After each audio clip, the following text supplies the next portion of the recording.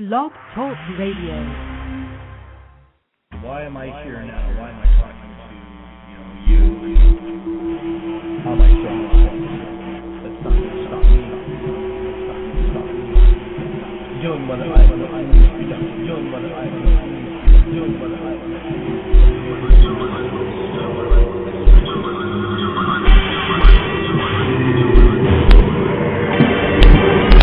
Why am I here now?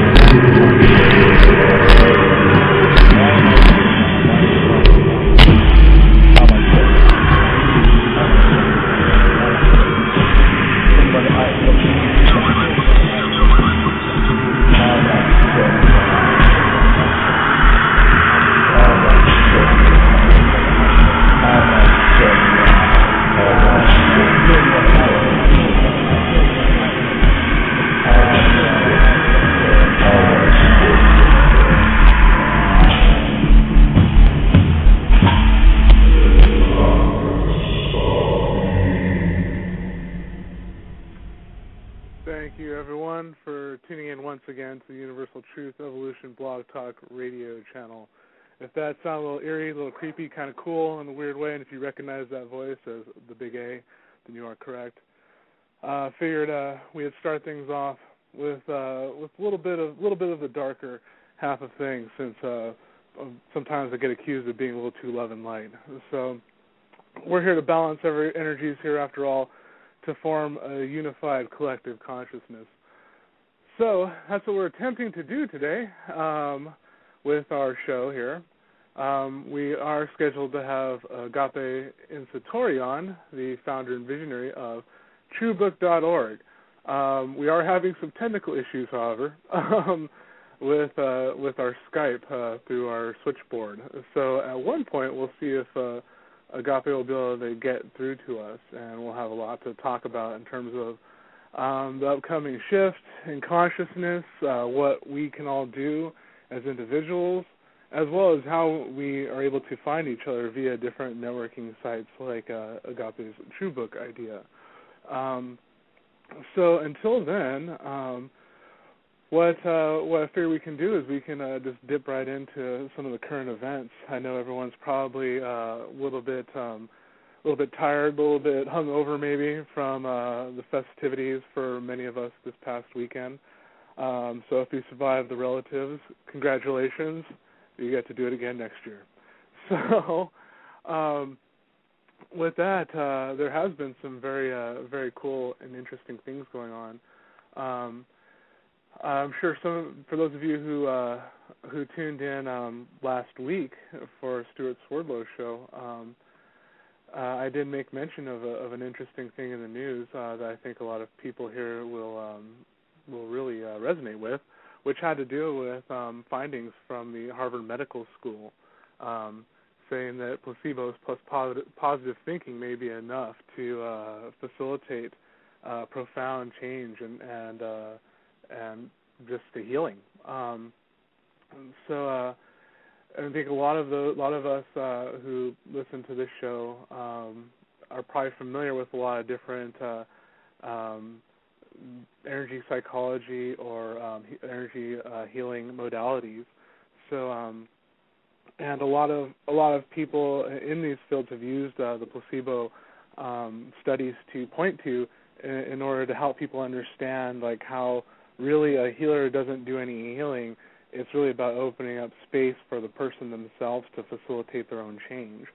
And so studies like this, once again, help us to, collectively see what's going on here in the universe and understand our own power a bit more, that we don't necessarily need the external energy or pill or substance to enact profound changes in our body. And, in ways that before we thought were just not real.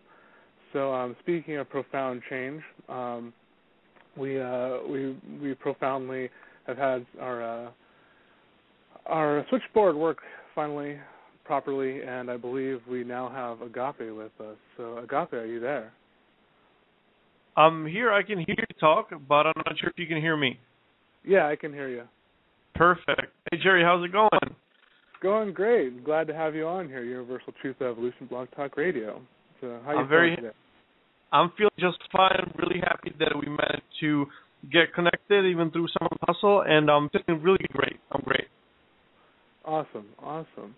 Well, for our listeners out here who aren't familiar with your story and your endeavors, want to go ahead and just give us a little taste of who you are? Sure, definitely. Well, I would say I'm just a human being. I'm just a person trying to make a difference.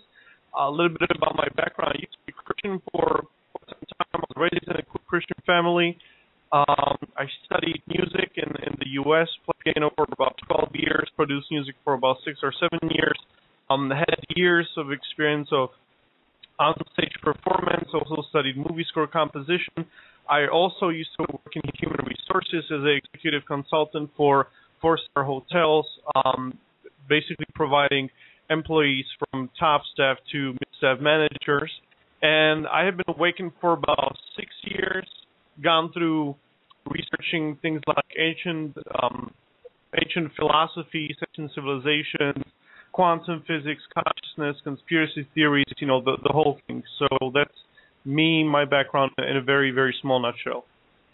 Very cool, very cool. And what was your inspiration for the True Book endeavor? Well, the inspiration, it came to me one night. I was just, I remember I was on Facebook and I saw all these groups, all these people, just trying to do something, and I was, thinking that it's so dispersed, and we don't have our own thing, like we're using basically a network that is proven to have some quite significant connections to CIA and just so many other things, that are not good enough, about that network. And I just felt like, if we really want to make a change, we got to start doing something ourselves, right? We got to stop looking at what's wrong with the system and look at the solution and create our own paradigm, our own projects, our own thing, so that it was the main thing. Yeah, definitely. What is it that you would say would differentiate what you're doing from Facebook in particular, or MySpace or Twitter or anything like that? Oh, well, there's just lots of things. First of all, social networking, as we know it on Facebook, that's just one part of TrueBook, but I can already tell you that the beta version, which you're about to release within a few weeks, already has all the functionalities that Facebook has, and it even has some more things, for example, what I can disclose in the final version, what you'll be able to do, that you'll be able to share files in chat, you'll be able to have, group chats, and you can have all of your data on your own computer. It doesn't have to be on somebody else's server, so you're a sovereign user, and basically all of your data is hosted on your computer, or you can also have it on ours. There will be the choice. There will be also a very extensive media server on TrueBook. We already have over 15 terabytes of data, varying from documentaries to ebooks, articles, all that kind of stuff. And then the third part is going to be a sort of like a hub for different projects and businesses around the world that care about the future of humanity and care about the planet. So you have these three parts.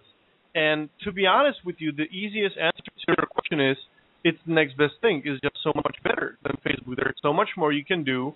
It's a lot more private.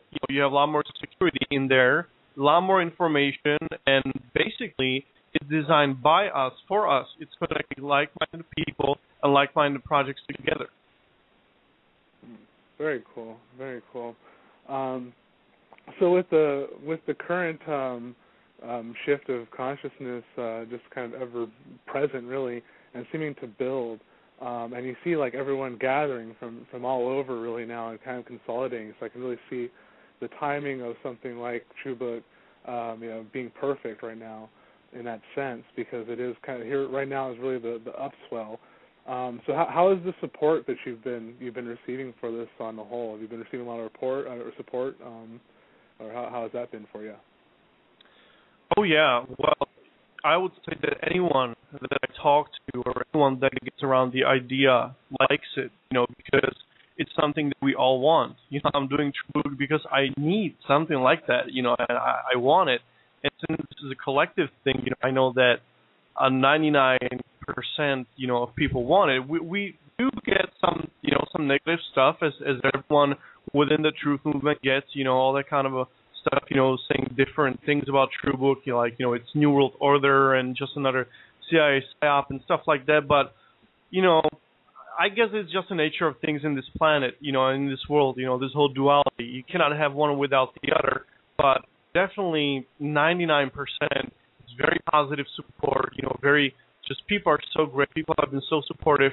And it took us quite a while, you know, to get to the stage where we are right now, where I can firmly say that we're going to release a product that is going to be world-class, that is going to be able to compete on a global stage in a few months, you know. So I decided to rather wait to present something that is really good and can at least for us, you know, compete with Facebook, not in the size, but, you know, with the functionalities, interconnectedness, and all these kinds of things, than to just release some site and have it lost in the ether, you know, like so many other projects happened before, you know. So it has been great, really. I have people that have been with me for almost a year, you know, just keep constantly supporting me, my family, the project, everything, and so many new people recently fighting about it. So yeah, man, it's been great, really great.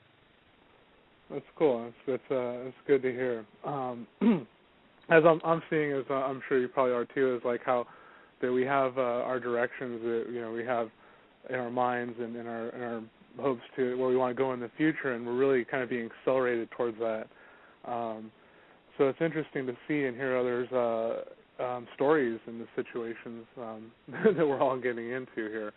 Well, I'm sorry. I'm sorry. I was kind of reading a question in the chat room here. I'm okay. In the chat room there, can you restate that question? I'm not really sure what you're asking there. Sorry, it might just be me kind of slow today. But anyways, I'm sorry, Agape. Is there anything else that you'd want to share, just in terms of you know, what our audience might really enjoy on TrueValue? I know you said there's a lot of other features that you're going to be offering. So you're going to do things similar to like Facebook in terms of like also doing things like games and other kind of apps and things like that as well?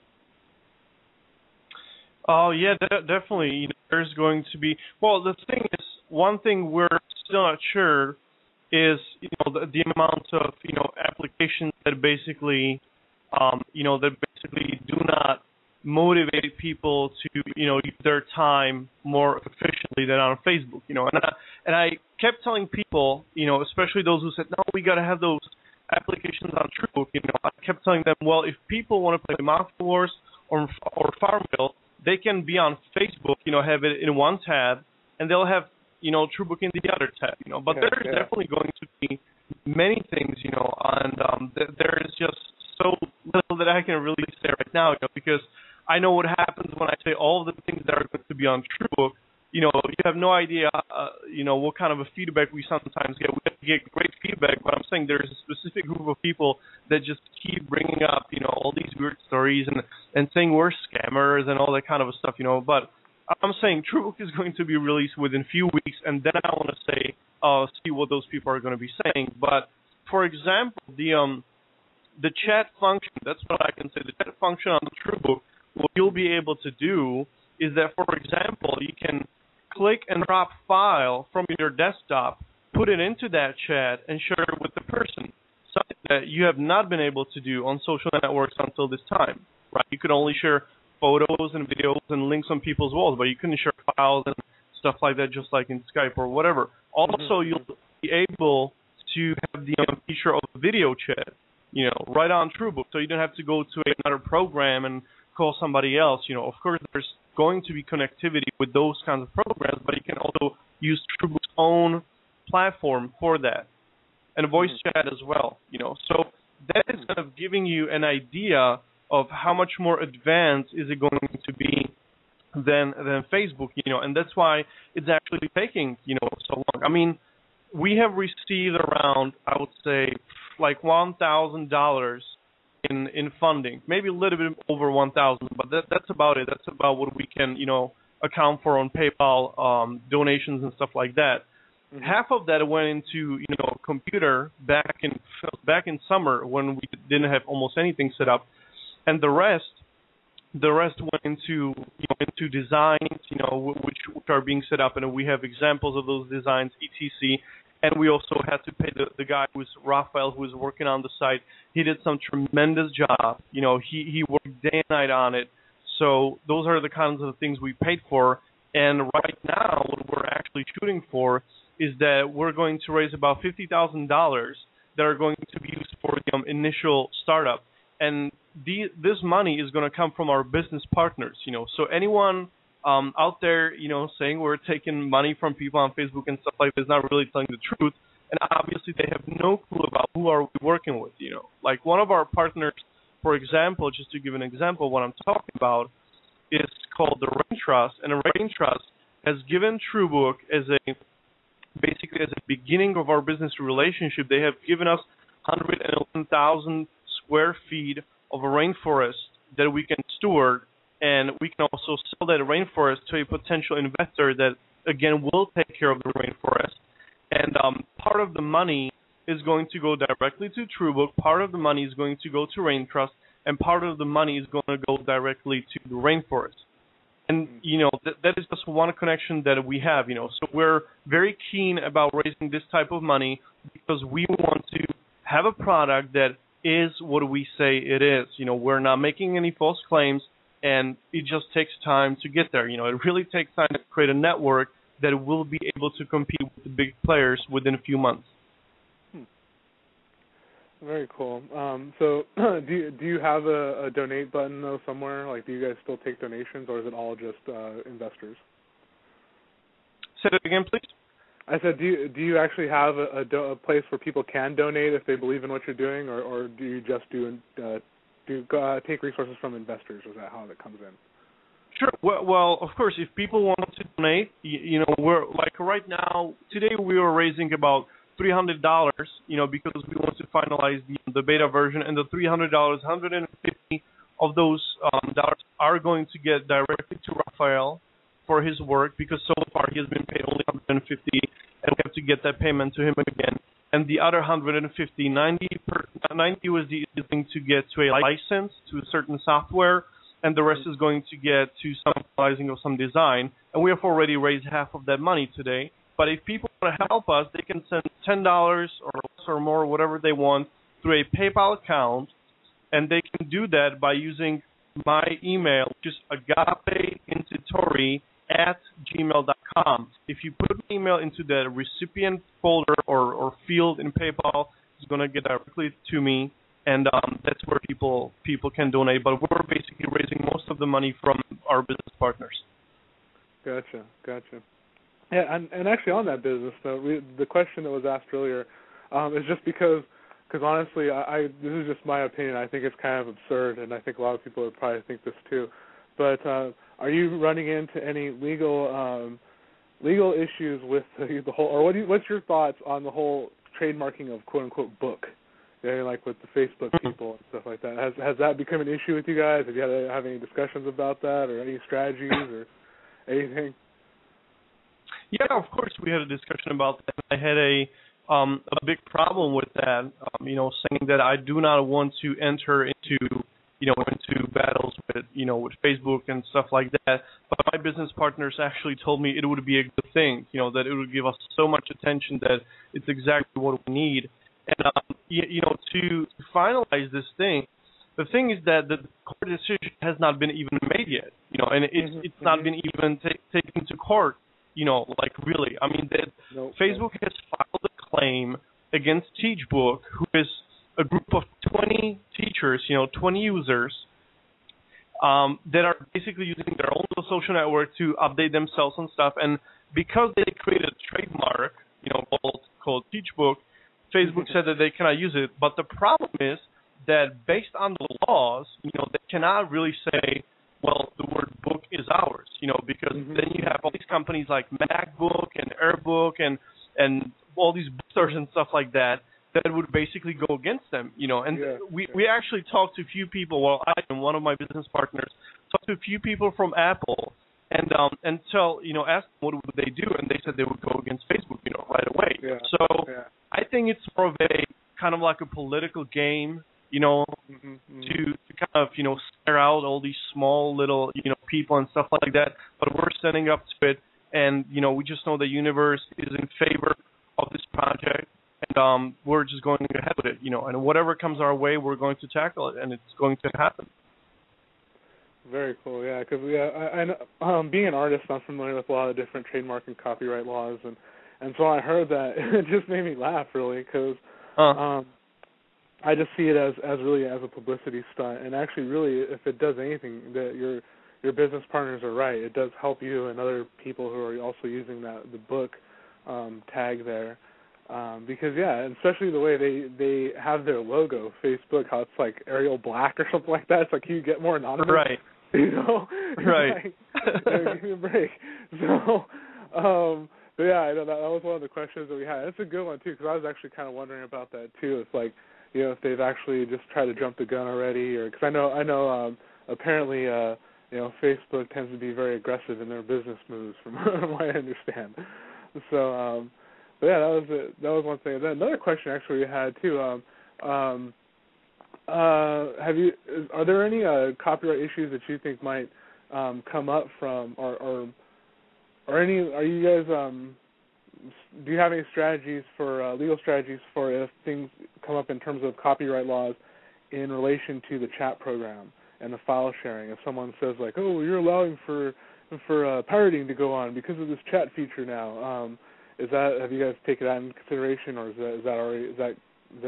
have you ever seen any precedent on that? Well, yes, well, of course, and that's one of the points of the terms and services when you sign up on True. It's basically that you are responsible for your actions, and you're basically saying that whatever content you share on TrueBook, that TrueBook has nothing to do with it, and it's your responsibility. So that's like. And that's like really the only thing we can do, because I'm not responsible for what you write to somebody else, right? You're responsible yourself, and that's your thing, So that is why we have that specific point in the terms of services, and regarding the content we're going to have on our servers, 90% of that is going to be conscious or truth material. And of course, we're going to let people from David Icke to anybody else who's going to have their content on their shared bios, they're going to know about it.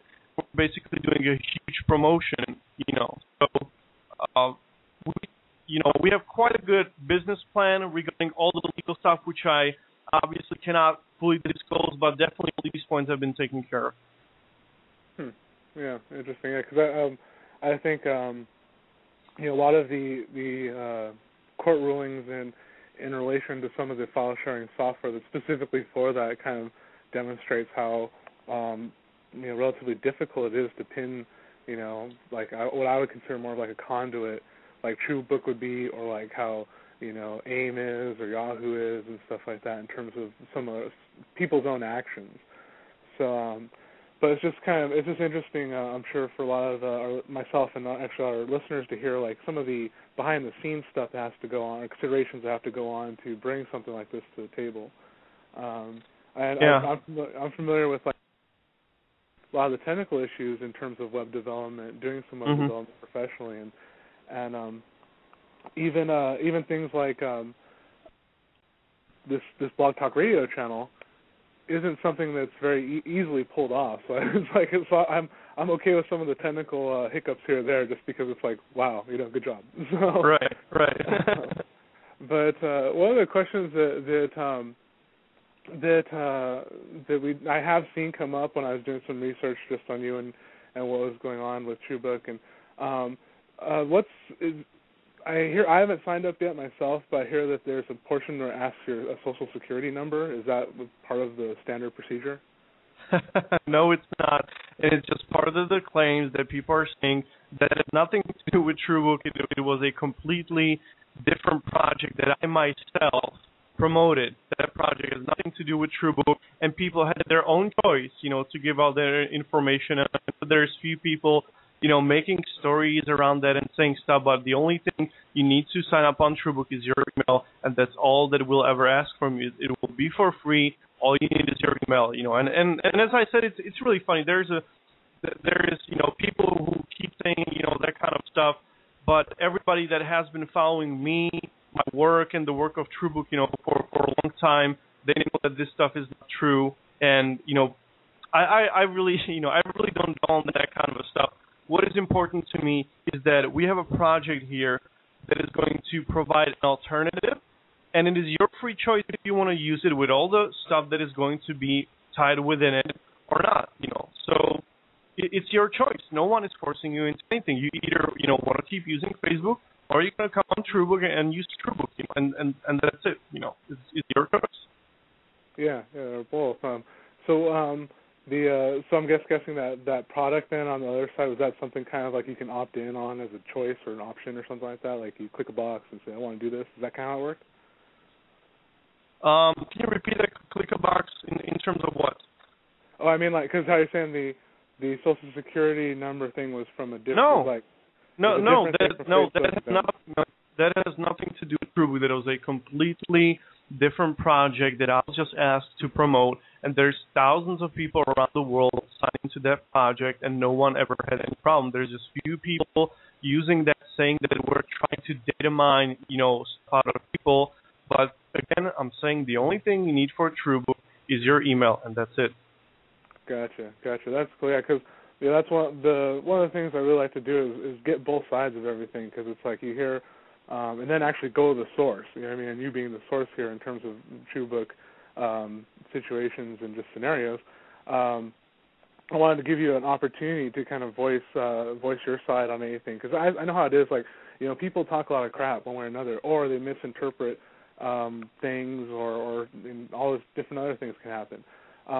So it's good to have a chance to really just voice it for yourself, how you see it, what's going on. So that's really why I bring these things up. It's not anything else. Because I really like to present a neutral platform as much as possible, so everyone can kind of at least tell their perspective, and then let everyone else just make their own decisions, like you're saying. Have TrueBook, Facebook, both, whatever. So right, listen, I don't really bond that, because I don't really care much about what people say about me, because this is not about me, it's about the website. So what I care about is what the website can do and how is it going to help people, Mm-hmm. So whatever people say about me, that's fine, keep doing it. Thank you so much for helping us spread the word about me and about TrueBook, because in the end, all the people that hear the stories and stuff about me are going to end up on TrueBook thanks to those people that are spreading the stuff about us, So it's great. I mean, I got, few people saying bad stuff about me, but they're doing such a great, exposure for us, because literally there is no bad exposure. There is only exposure, Yeah, the people who, really, that's how I look at it. And I'm really thankful that those people are doing that job for us, because then I can do other things. It's great. They keep talking about me, and I heard that I'm raping little girls, and I don't know, all that kind of stuff. It's just really funny stuff. But it's great, because people hear about me, even though they hear outrageous stuff, they're still gonna go to TrueBook. And that's all that I want. I don't care about me. People can say whatever they want about me, anywhere they want. What I care about, again, is that we're presenting an alternative in here that is going to work better forever for everyone, and that's it. It's an alternative website created by people who care about the truth and the future of the planet. And if anyone has a problem with that, fine. Don't go on TrueBook, stay on Facebook, or just come out, check us out, and see what you think for yourself. Make your own decisions. Don't listen to what other people say. Even though it may be some good stuff. Listen to yourself. Go on and find out for yourself. Seek your own truth. And if you don't like the website, or you still think it's New World Order, well, then keep using Facebook. Yeah, and I think there's more tangible evidence to point to the Illuminati's checking out Facebook more than TrueBook at this point. But yeah, I hear you, because that's one thing. Like I said, I'm happy that we're talking here, because I think it's important for people to differentiate between like you, Agape, as a person, and then TrueBook.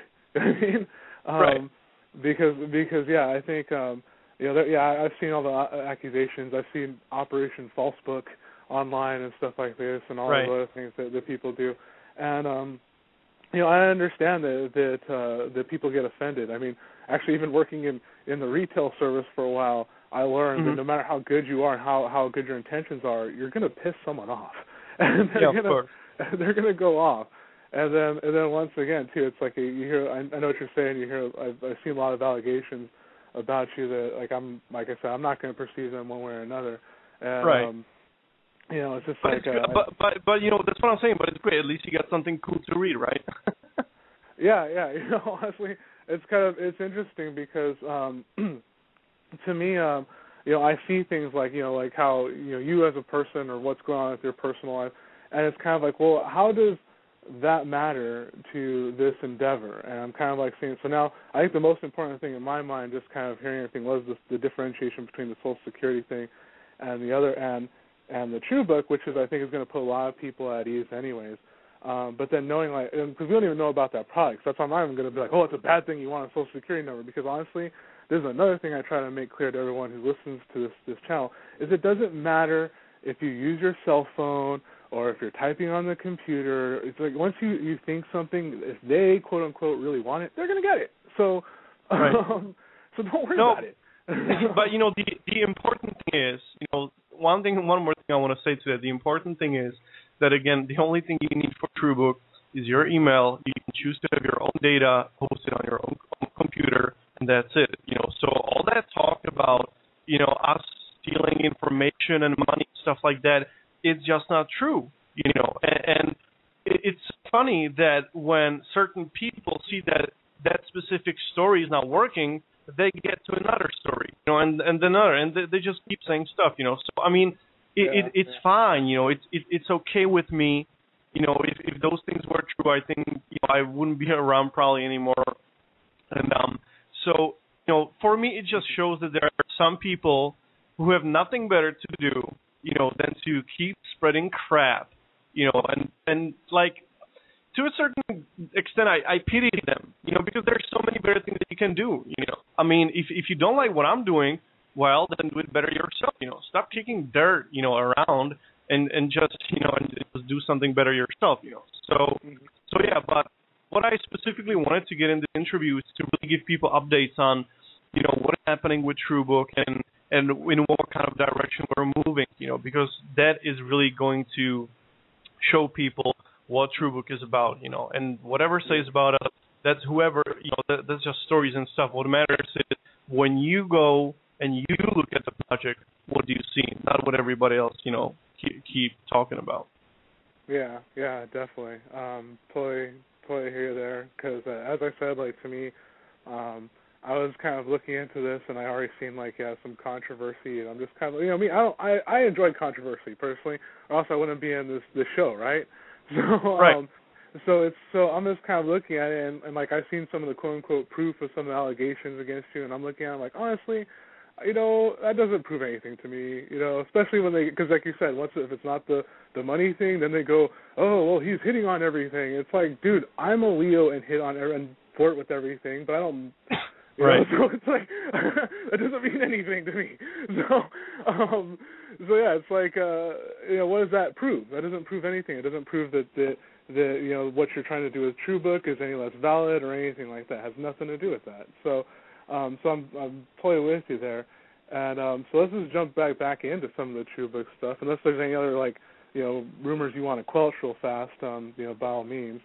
But I'm just kind of wondering stuff like how are you getting together how's your staff coming together? Or is that kind of all volunteers right now, or do you have that in your plan where eventually you'll have enough investor whatever to come in to actually be able to support salaries and all sort of stuff?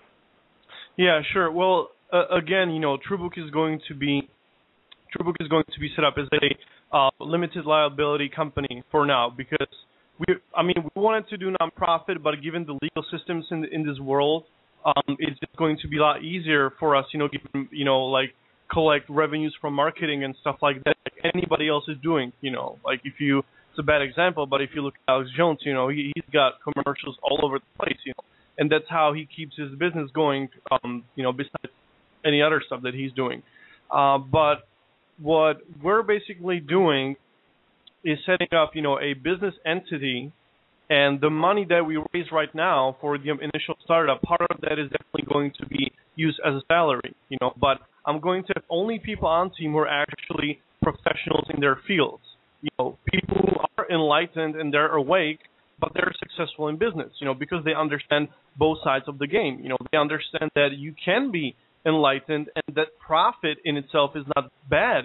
What you do with it is what makes it, bad or good or whatever, So basically, definitely we're going to have a staff, and as TrueBook grows, there will have to be some sort of admin team, So specifically that is going to be paid for as well, and we're most likely going to have headquarters. We're thinking probably summer 2011. We're going to have headquarters either in UK or maybe Sweden. Depends. Again, it depends on the legal system. We already talked about the hosting company of WikiLeaks. We're probably going to be hosted with them once we get a lot bigger and all that kind of stuff. So yeah. Very cool. So I just since you brought up WikiLeaks, would that be something like information like some of those cables? Would that be available on the TrueBook as well? Well, it's a good question, and again, there are certain non-disclosure agreements that I signed, so I cannot really say everything. But as I said, we spoke to the people who are behind hosting WikiLeaks, and we're thinking about some sort of collaboration with WikiLeaks, and definitely want to support whistleblowers, 100%, but there has to be a certain system behind the door where, the whistleblowers, they feel comfortable and safe, So right now, that's not my main focus. My main focus is to get the site up and running in beta version, raise the 50K or more, depends on which direction we want to go, and have at least 1 million users by the end of the summer 2011. And we're quite confident that we can do 1 million by the end of the summer, no problem. Interesting. So that's cool. That's actually it seems like you really are gaining a lot of support. Having headquarters, if you're projecting to have headquarters already in 2011 here, that's really cool. Let alone the situation with WikiLeaks, because obviously that's something that's anyone who's into cyber life, shall we say, is definitely keeping their eyes on that one. And that's why I always remind people, don't forget. I think it was Lieutenant Manning in the cell right now, who actually gave WikiLeaks all that stuff that everyone's pissed off at. So let's not forget him. And so make sure we keep him in our thoughts. And like one more very interesting feature that I forgot to mention about TrueBook is, like, I know that everyone was so mad when the whole Facebook changed. Suddenly the whole new profile thing, and I know that everybody's upset about the privacy settings and stuff like that. Well, one thing you're going to have as an option, again, you will have choices on TrueBook. It's not going to be forced. It's your choice. Either you want to stay with the basic profile, or you can customize your own, something similar to MySpace, but it's going to be enhanced. It's going to be a lot more than you can do on MySpace. You can change layouts, colors, fonts, all that kind of stuff. You can customize it the way you want. So we're giving you a full featured profile, even with the chance of having your own data on your own computer. And now I think that that's a really good offer. So again, that's why I'm saying 99% of the people who see the TrueBook idea, and see the work behind it already and where it's heading in the future, they're very happy about it, because that's all that you can really do. Just be happy. Be happy and see what is what it is and what it's going to look like, and then make an informed decision. That's what I always tell anyone: make an informed decision. We can say anything about anyone, and in the end, it doesn't matter. What matters is your experience, your decisions based on your information. So but that's the one thing I wanted to say, that on TrueBook, you're definitely going to have the choice to change your profile the way you want as much as you can. That's cool. And actually, I I know you mentioned this a few times, and I just kind of want to point this out to listeners too. The fact that you can store your information on your computer is actually pretty significant. That's actually a pretty cool feature. So instead of on your guys' servers, it's pretty cool. I don't think I've ever heard any other social network that does that yet. So that's well, there is one which is called Diaspora, and the only problem with those guys is that you got to be a computer geek to be able to set up their network on your PC. And again, this goes out to all those people who are saying things about TrueBook. Diaspora has received in May they have received around $120,000. Most of that came from Mark Zuckerberg, which is the CEO of Facebook. And, they just came out with their website, and it's not even finished, And I'm hearing all this stuff about, how TrueBook was supposed to be done a month ago and stuff like that. And, people say that they don't really understand what it means to create a social network, with, a couple of $1,000, They have no idea what it means, what kind of stuff you have to code, and we're doing all that stuff is volunteer work. Listen, if I would have $100,000, half of that I would use for TrueBook, and I would have a better site than Facebook and MySpace combined together, and I still would have money to support other projects around the world. So again, anyone who says that it's been taking too long, just be patient. Trust the process. It's nothing easy. It's not like setting up your WordPress page or something like that. You got to take every single thing and look at it and code it and change it. It's really complicated. And not even I understand it. I have to have people who've been in that field for years, and they still have to learn some new stuff, So that's just what I'm saying. Oh, yeah, absolutely. I think honestly, for a website to be only a month behind, that's fantastic. That's like almost dead-on accurate as far as time. So right. Just because I have worked years in web development and have been, using the internet since it was like monochrome. You know what I'm saying? And so I can definitely appreciate that perspective, and I think a lot of people don't understand the time and effort that goes into websites. I mean, that was one of the things that Aaron was so fed up with when he decided to move on, was the fact that people just didn't want to listen to the fact that it just takes a lot of time. Like, it has nothing to do with how good someone is either. Sometimes it just takes time. Right. And the good thing is that I don't really care about that. I'm very detached from all that drama. I don't really care because I got a lot more important things to, have my mind boggled with. Like, for example, stupid stuff like how big should the profile pictures be and things like that. So that's the things that we're dealing with. So I don't have time, to see what are people really saying about me. And in the end, again, it doesn't matter. What matters is the website. What matters is the project and what we're going to do about it. So I completely understand Aaron.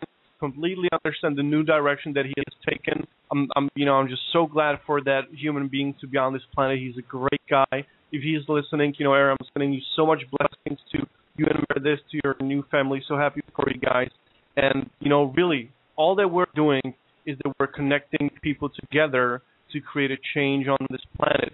If people don't want to be part of that or want to do it the other way or some other way, that's fine. Go ahead and do it. We need diversity. Create something better than TrueBook. Please go and do it. I'll be so glad to go on that site and use it as well with TrueBook and Facebook. I'm so much for diversity. So let's start creating stuff together.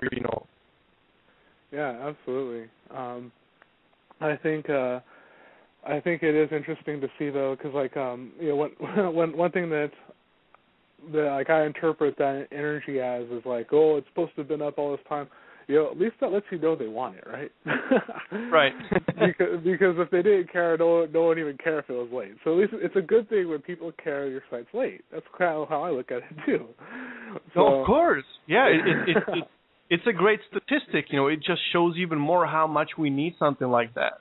And the thing is, one thing that people maybe don't understand is that I'm not a professional social network builder. I started with a simple idea back in March, and it started only as a small Facebook group. We had back in the day, we had 10 people, on Facebook, and no one knew about us, and slowly it started rolling, and then we got really excited, and we said, okay, well, we're going to release it in September. But as we got closer to the release, we actually saw that it's not going to be as easy as we thought, if we want to make it really something global. It's not going to be just another project left behind in the labyrinth of the web, of the internet. So that's when I think like the real problem with some people started, that they were so anxious, and anticipated something, and I said, no, we're not going to do it. We have to work on it because I want it to be really good, because I care about it. It's something that, I've invested into a lot of time and energy. Just ask my wife how much time I spent with her for the past months. She's going to tell you that I spend more time on TrueBook than with her. So sometimes hurtful to my heart and to my ego when I hear some bad stuff. But then again, I just know it doesn't matter, and it has to be like that because we do live in duality, and there's lots of things happening in the world, lots of energies and tensions, and it's projected onto people. So, I understand it, and I'm patient.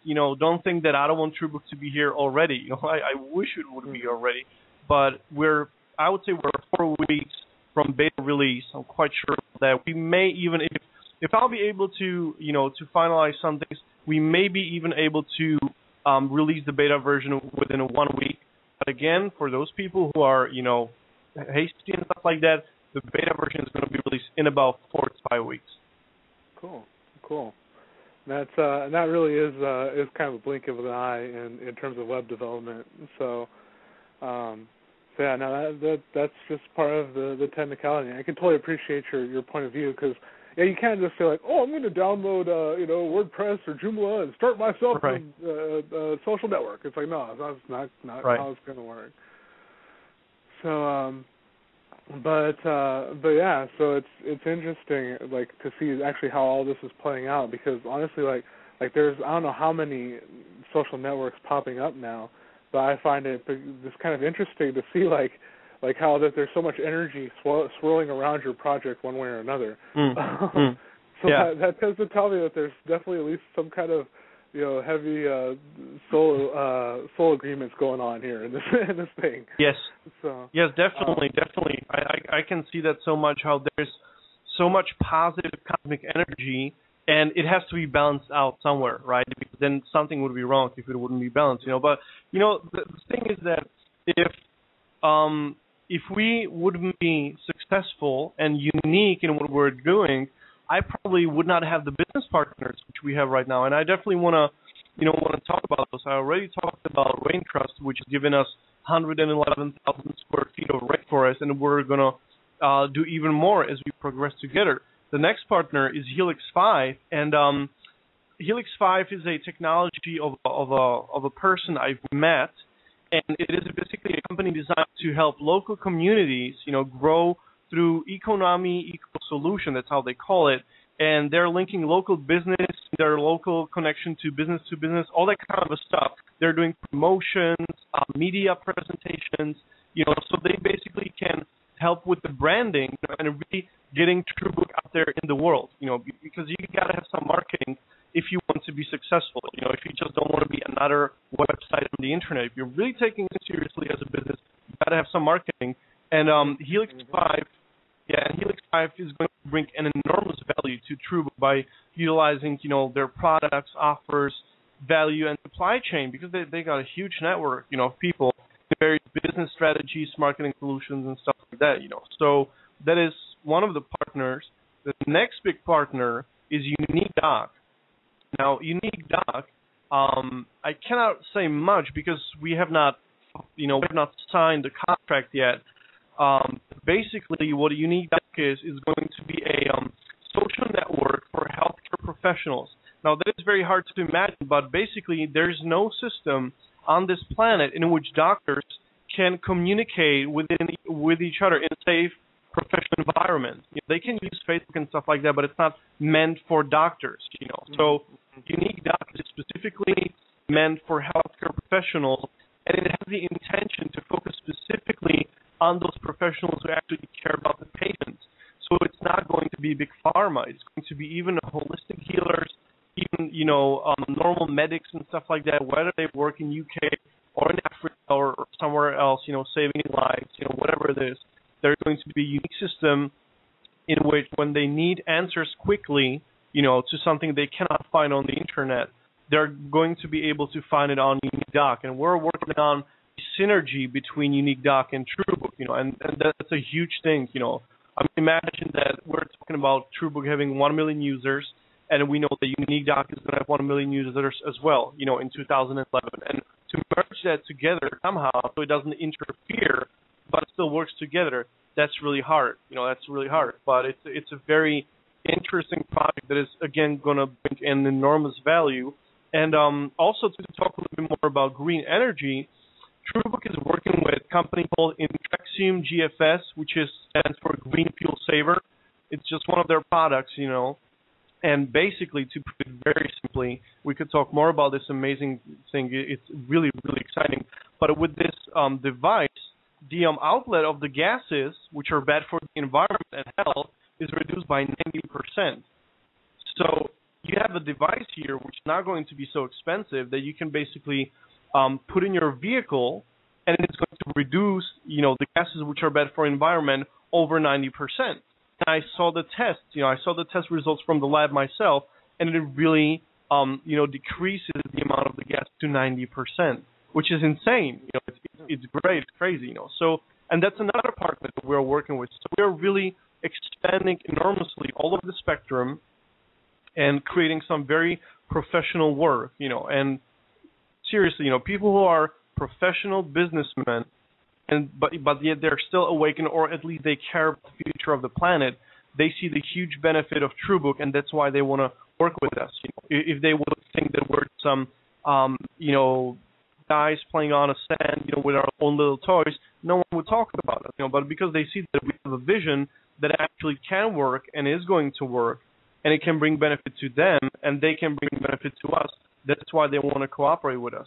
And again, there's just so much I could talk about, these connections for hours and hours. There's so many things behind the door that people don't see, that I understand that sometimes it looks like that to create a website, it's very easy, but we're not creating a website. We're building a company in here, and the website is just one part of the company.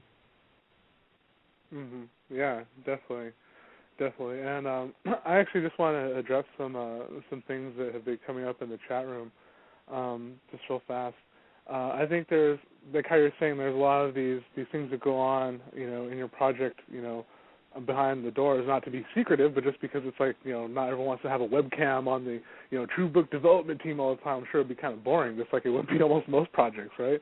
But people don't understand is that, I don't think, is that things like business organization, because like you hear things like, well, how come more business aren't nonprofit, or things like that. Well, for one thing, when people assume that just because something's nonprofit, it means good. I mean, I think Greenpeace is I think is listed as nonprofit, and we know that they're like a shill. So I mean, so we got to keep in mind those things. And too, I also hear things about like just business organization, and so if it's not nonprofit, then it's for profit, which automatically means it's kind of bad. Well, that's not necessarily true either.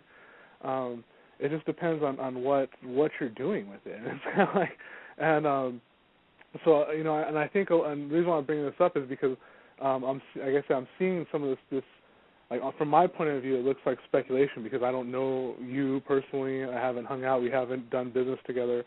But we should do something about that, right?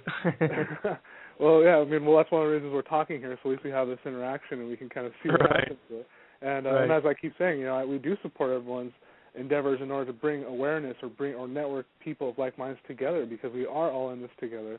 We have to do this as a collective, and we are all allies. So it doesn't help us to create schisms where it doesn't need to be based on what. Because like right now, from what I can gather, it doesn't seem like you're living high on the hog.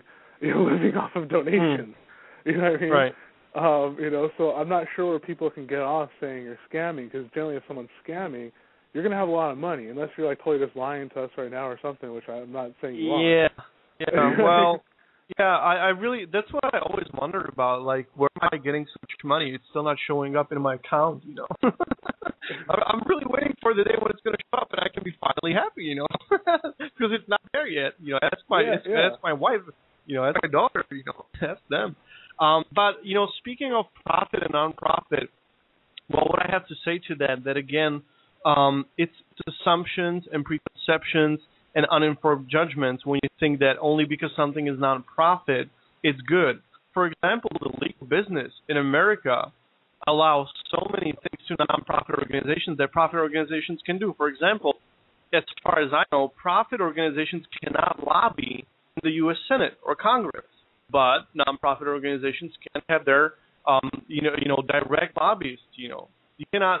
I'm still not sure how that really works, but I saw a few articles about that non-profit organizations have so much more freedom, in these kinds of things. Again, it all boils down to money is not evil. The way how we handle profit, I should say profit is not evil. It doesn't matter if it's weighted by paper or whatever. Profit is not evil. It's the way how we handle the profit and how we handle the resources on this planet that is corrupt and is twisted, which does not mean that it's wrong to have abundance, right? It does not mean that it's wrong to be rich as long as you keep giving. If you keep receiving, you got to keep giving. Otherwise, it's going to come for you. Either way, you're not going to be happy or whatever. But profit in itself is not bad, And imagine how happy planet this would be if everyone on this planet would have a profit. There's nothing wrong with it, But the thing is that some people got more, some people got less, and we got to change that somehow. I don't have all the answers. I know that there's few projects out there who are presenting some very bold ideas, and I certainly will always support anyone who wants to work towards a better future.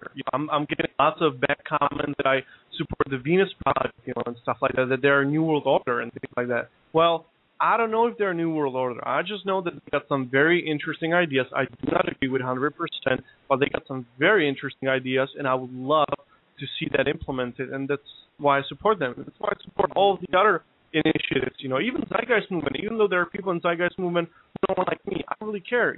Zeitgeist Movement is a great idea, and it's a great force in this world that can bring about change. So I definitely want to support that, And I think that that's the key thing that we got to explore in ourselves, that we got to start focusing on the good things, the good stuff that we can find and utilize that good stuff together to really create some change. If we're going to keep focusing on the bad things, and saying this and that, nothing is going to change. We're just going to keep complaining like little kids, and nothing is going to change. I'm not here to complain.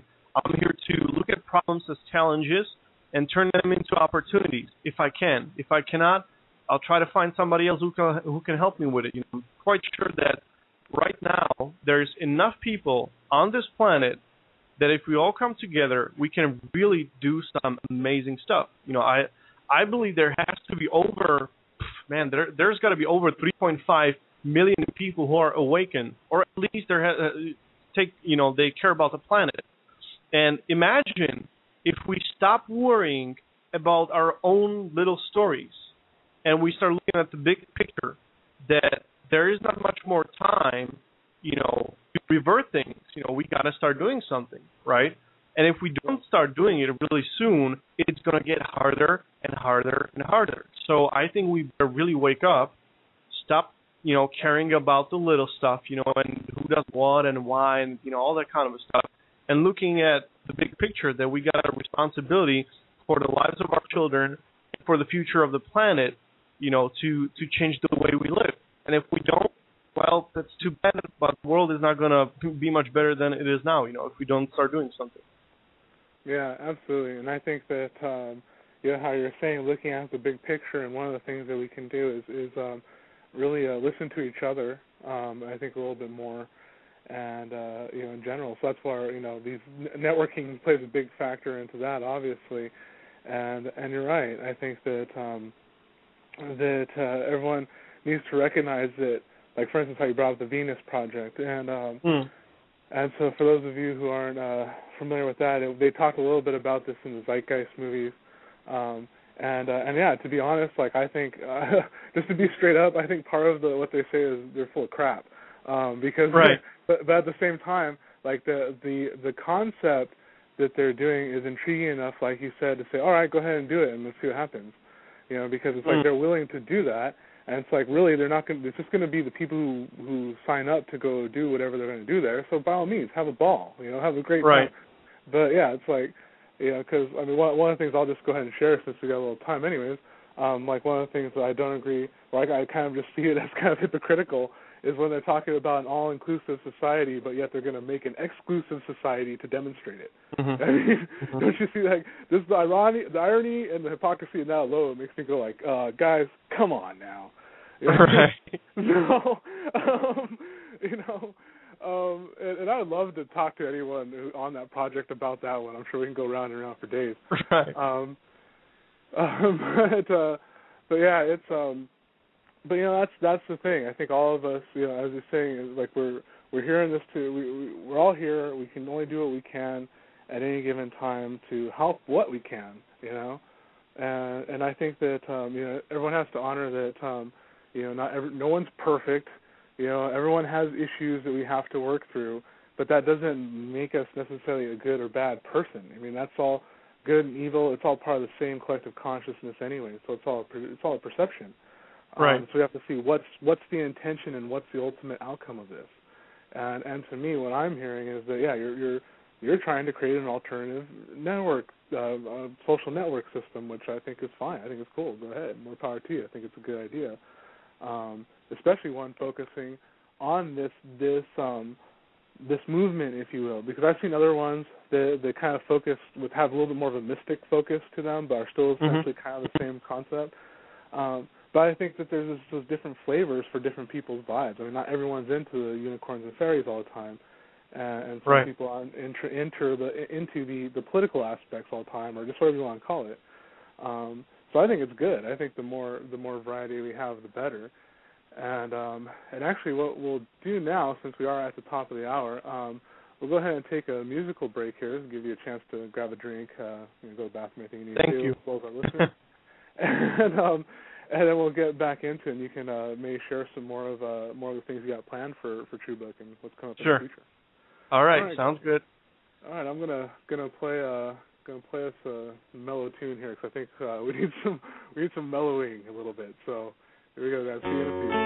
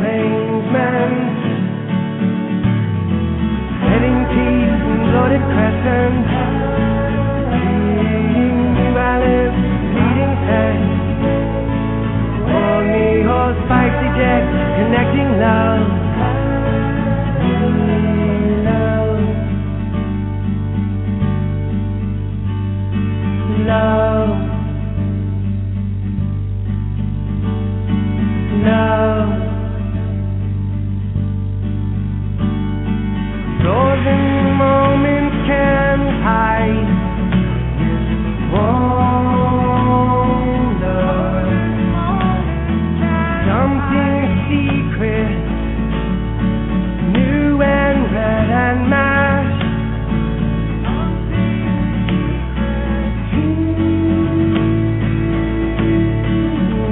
In real time, sweet and candid.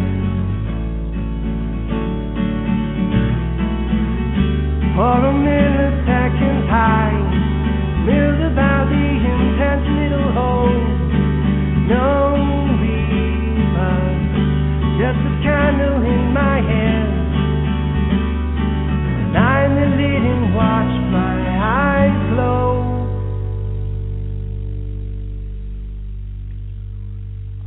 Thank you for staying with us, everyone. Once again, this is the Universal Truth Evolution Blog Talk Radio Show. And for those of you out there who might be wondering who plays that song, it's by Kurt Ross, and the song is called Pumpkin Poem. You can look Kurt up. He's actually a local Los Angeles musician, which means he's international by working with a bunch of different companies. So you can look him up online. I know he actually does have a new album out, but that is indeed a cool song. And we're here with our guest, Agape Insitori, founder of TrueBook.org, a social networking site for those of us who are aware to the things that major media and a lot of the other major portion of the consciousness does not want to necessarily acknowledge all the time, and that's why you're here listening to us now. And we'll see how Agape is doing. Agape, are you there with us again? Yeah, it's hard to wake up from the beautiful mood of that song, may I say. Yeah, it's a very cool song. He's one of one of my friends I've known quite a while now online. He sent me that song, actually, ironically enough, when I was making a post in a video game forum about Bob Lazar, because it was kind of an off-topic forum, and I was like, hey, have you guys checked out this Bob Lazar guy? And then my friend was like, hey, I actually used a reference to Bob in the song, and there is an Element 115 reference in that song. So yeah, it's a very cool little song. So I thought I'd help promote him that way too, because I think he's a very talented guy. So yeah. Well, I'm a musician as well, so I can very much relate to music, and we're having some very interesting plans. After TrueBook becomes self-sustainable, which we're hoping is going to be by the end of the year 2011. We're already making some moves on creating a completely new music industry, a conscious music industry where, the messages of the conscious artists are going to be a lot more promoted and spread around the world, So that's another project, that we're looking at, but that's into the future, but it's definitely there because music is the universal language, of everything. It's the vibration, and it carries the intended message in it, and it can directly connect to your soul. And we definitely want to support artists all over the world, because you wouldn't believe how many people are out there who are doing conscious music, but no one is hearing it, because it's just not developed, Yep, absolutely. Yeah, actually, I play in a band as well, and actually the eerie intro there was actually a little thing that we used for our recent gig, because we play kind of alternative metal. For those who are familiar with like Tool, we kind of have a Toolish sound. And but yeah, it's like and we meet people all the time, other bandmates. Actually, there's some other. I've had a chance to talk to some of my friends who also play conscious music too, about getting their stuff on the show, because that's one of the things I want to showcase, and that's like we tell everyone all the time, if you have music that pertains to the subject matters, please send them in to us, because we want to do our part too, just like you're trying to do with TrueBook and your future endeavors. So actually that kind of gets me into something that since TrueBook is in such a primordial stage here, where a lot of it's all everything's possible still. There was something that just kind of came to me that I was thinking might be kind of cool to see that Facebook doesn't have, but you're kind of seeing organically happening on there anyways, is because you have a lot of local networking going on through Facebook, obviously. So and I was thinking that for something like TrueBook, it would be awesome to promote, have specific things to promote that by maybe kind of setting up farmers market groups where people can post like their produce that they're going to be bringing, or things like that to help facilitate like local stuff, and then maybe even using like or having local farmer merchants or just whatever, having a kind of like how they do with Google, and they kind of focus the advertising demographic at your area, but having that focus even more to where it's really getting to the grassroots of the economy, which is the individuals doing their own endeavors, like the music, like someone does crafts or makes soaps and things like that, to give them some kind of easily accessible way to do it. You know what I mean? Because I think that's the thing with Facebook and Google. Like, you have to pay so much for that. But like TrueBook, you can offer something much more something doable for individuals. No, definitely, and actually, what you're talking about is all that the third part of TrueBook is going to be, which is the Project Hub. Like right now at this stage, I'm only talking about more developed projects. Like let's say people who work with self-sustainability or green energy or stuff like that.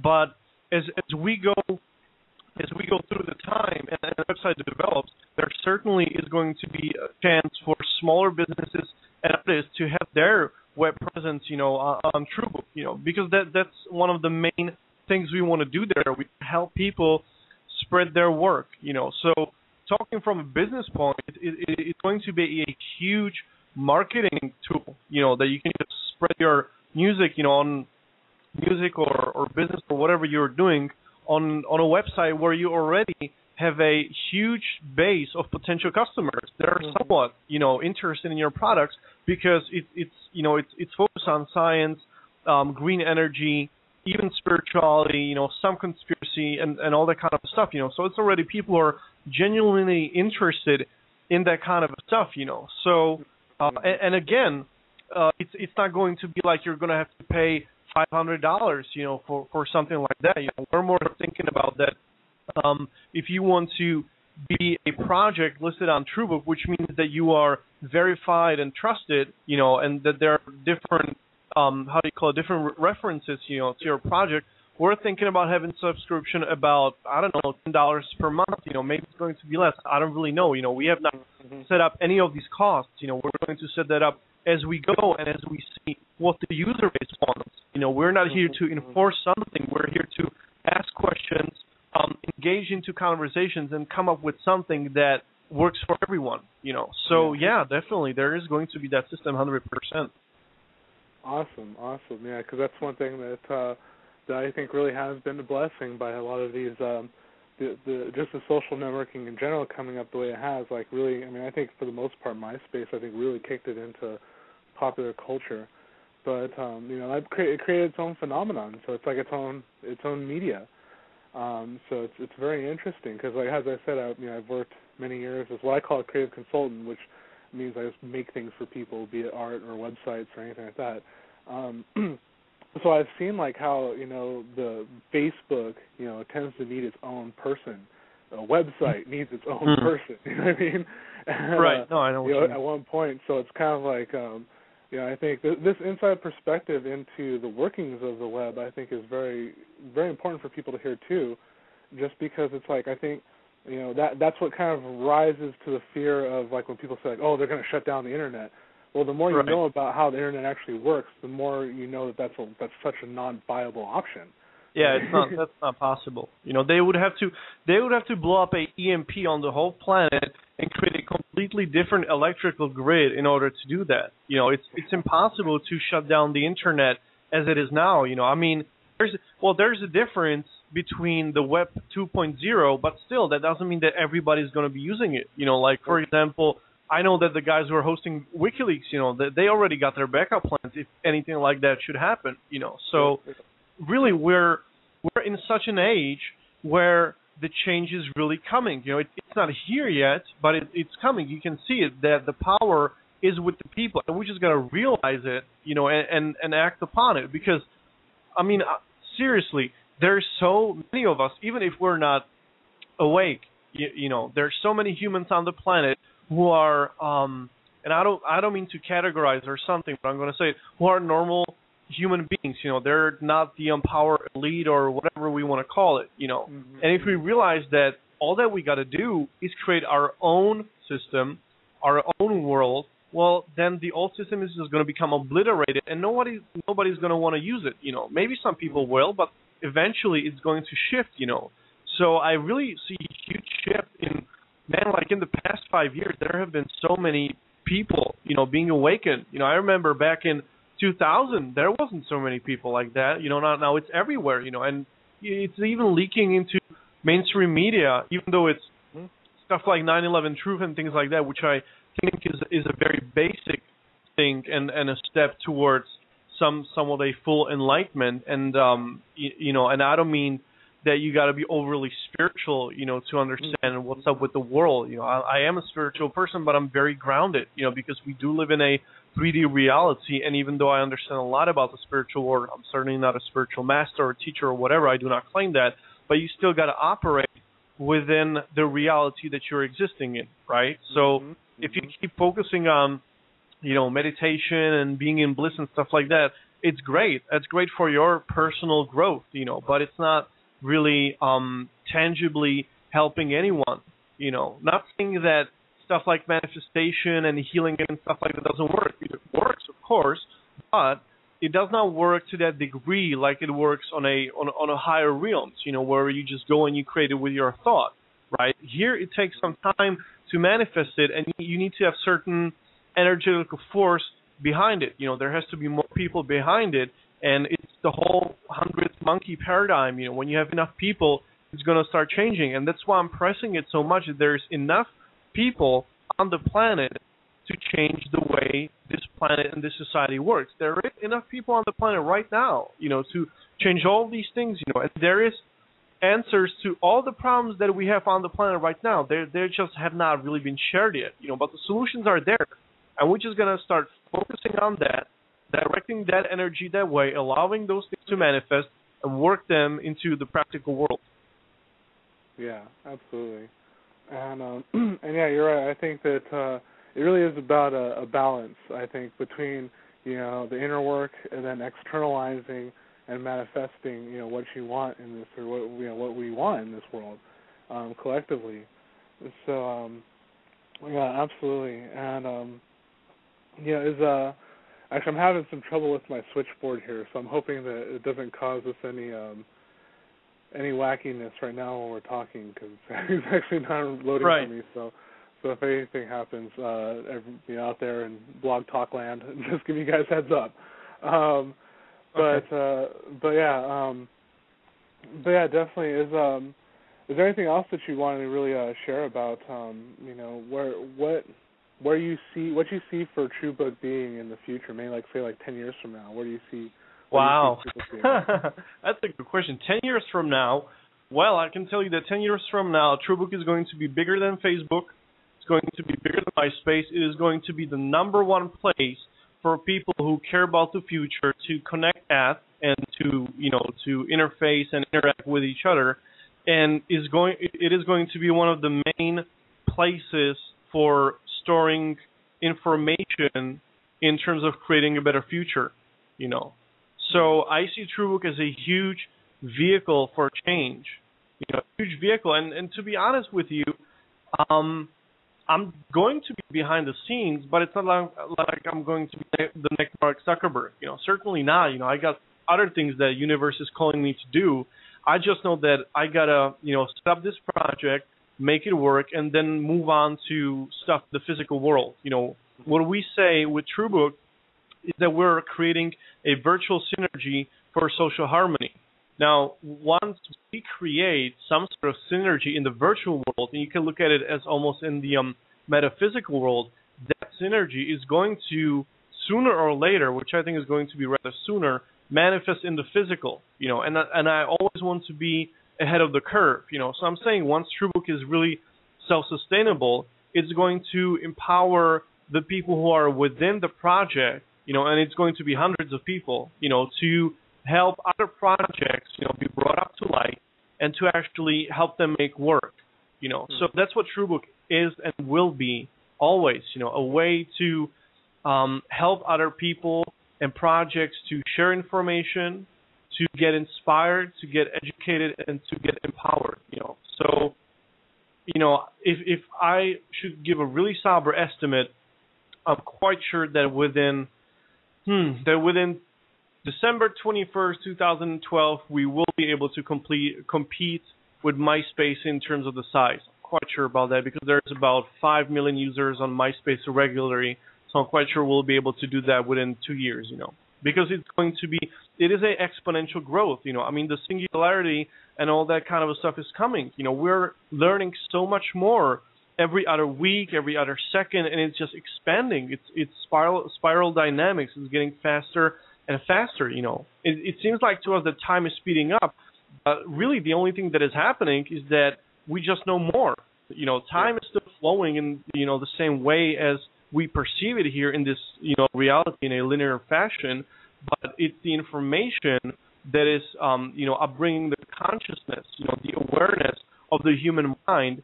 And it doesn't even have to be spiritual awareness. You're still upgrading the way how you think about things, what can be done, what cannot be done, and it affects the whole collective consciousness of the planet.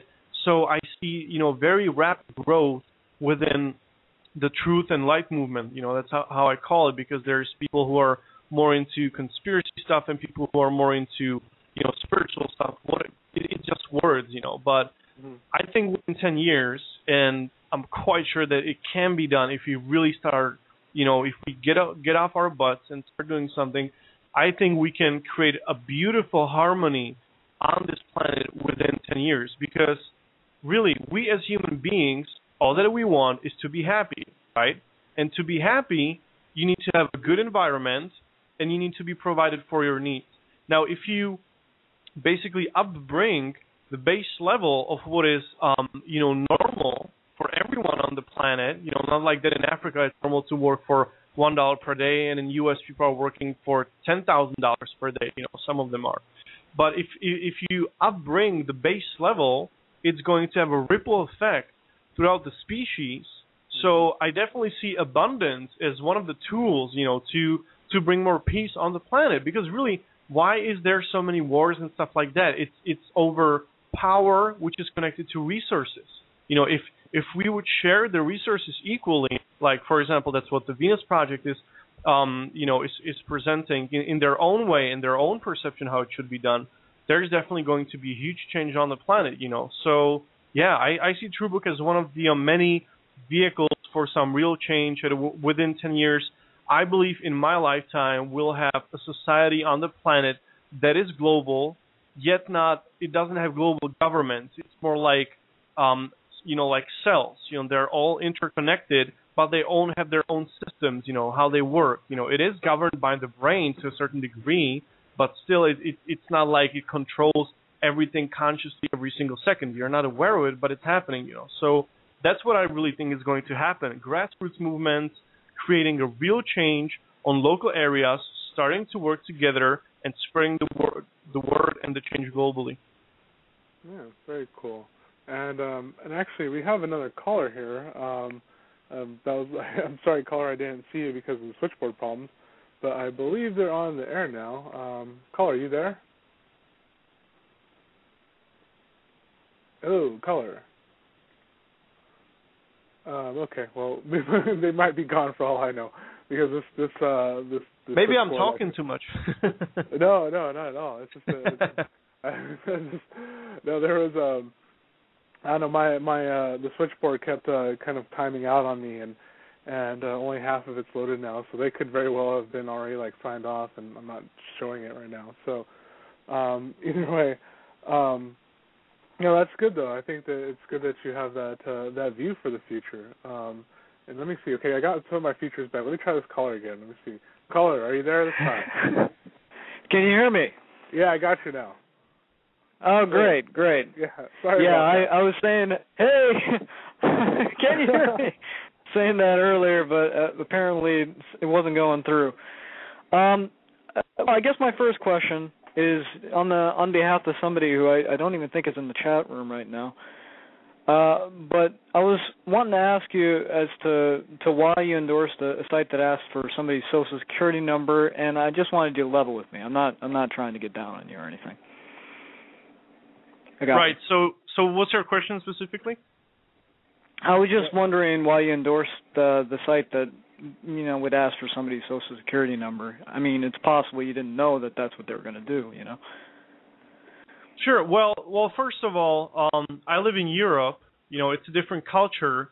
So maybe in America, it's a lot more touchy and sensitive when someone asks for your Social Security number. So I don't have that whole mindset. Yeah. That's the first thing. Second of all, it was a free choice of everyone, to give out that information or not. So the reason why I was endorsing that, specific project was not because they were asking for a Social Security number, but because I saw certain things within the project that could be beneficial to people, and I thought it's good for them to check it out. And if they wanted to get within the system right away, well, they have to give some sort of a personal information, because along with that system, you get something which is very close to a credit card, but it's a lot more than that. It stores a lot of data, and I would need to have another person here who knows the system talking about it. But there was always a choice to only send your email and get more information. So it's not like we're forcing someone. You're just presenting project, and you have your own choice to give out that information or not.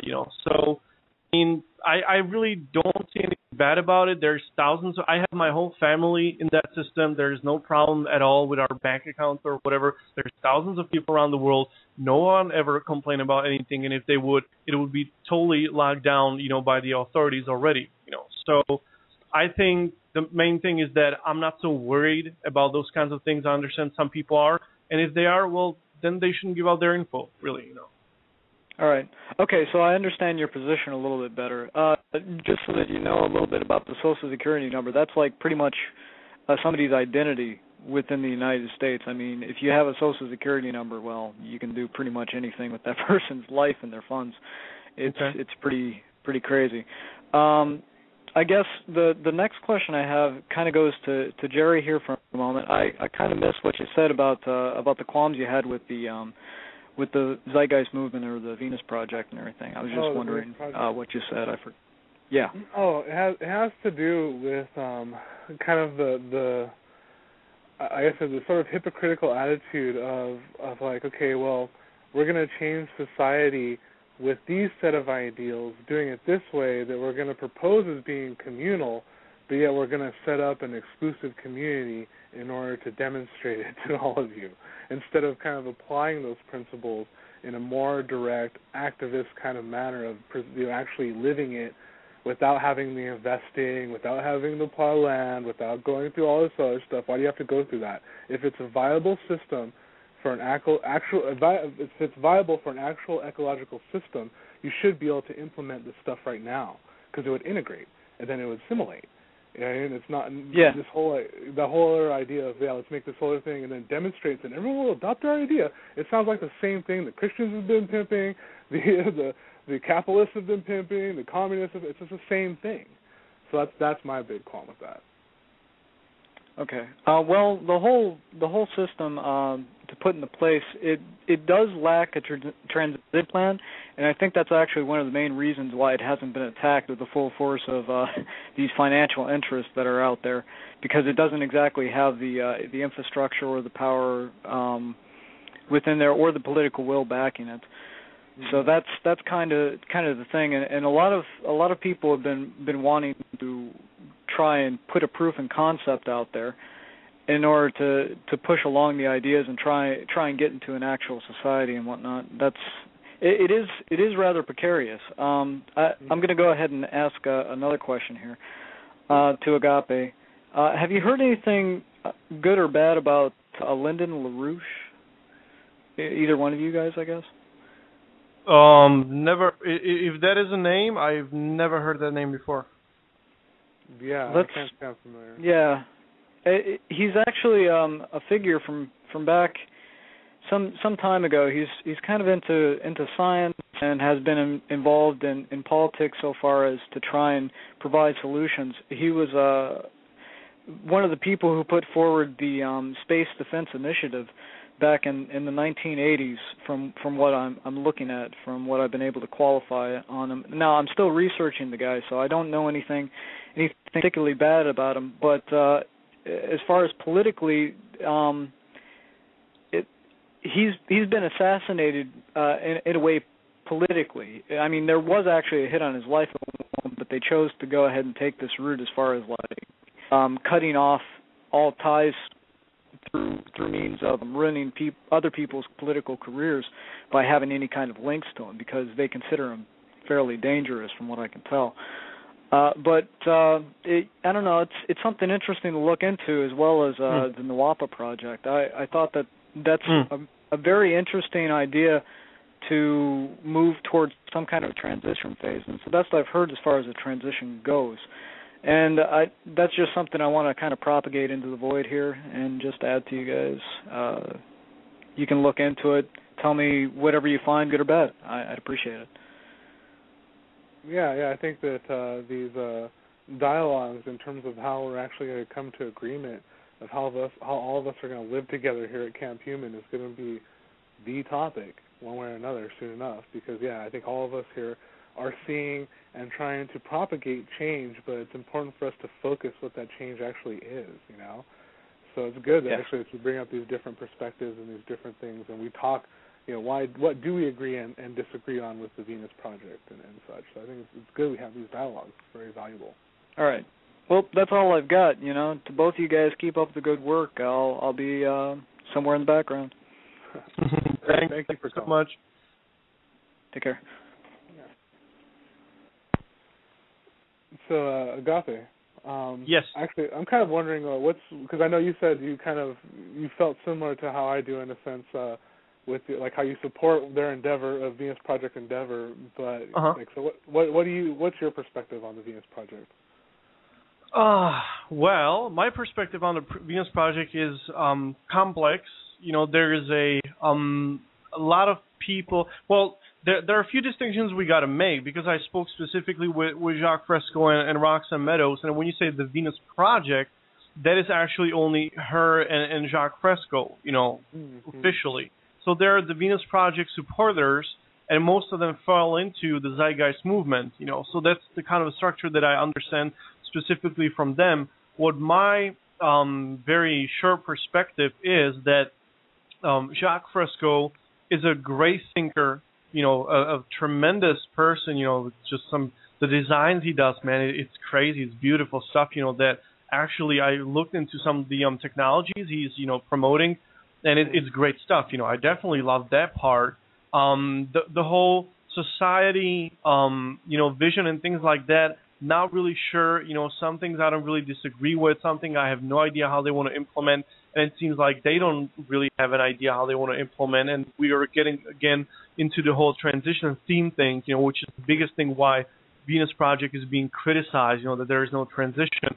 However, again, it is another initiative that is promoting change, with some tangible stuff that can be done, but in just a very different way of thinking of how things can be done, because we're so much into the whole, monetary thinking system type, So, I mean, for me, it's 50-50. Part of it is really good. Part of it, I don't know. Part of it, I don't agree with. I had lots of negative stuff coming from people in Zeitgeist movement whenever I try to constructively, constructively criticize some of the things. I always had a very defensive and, needless to say, egoistic responses. But I understand it because they get a lot of crap, and they're tired of it. So it's a intuitive instinct that they have developed. But listen, there's lots of great people, within that movement who want the same thing as you and I do. I just want to change the world to a better place. So that's it. And I'll always work with anyone, regardless if they're Christian, Muslim, Venus Project, TrueValue, whatever. I don't give a damn. All that I care about is that we got to realize we got to start working together and change the world. We got to stop talking about it and actually do something together. We keep talking about oneness and how we want to unite our earthly family and all that kind of stuff. Well, I guess it's time to do something about it. Yeah, absolutely.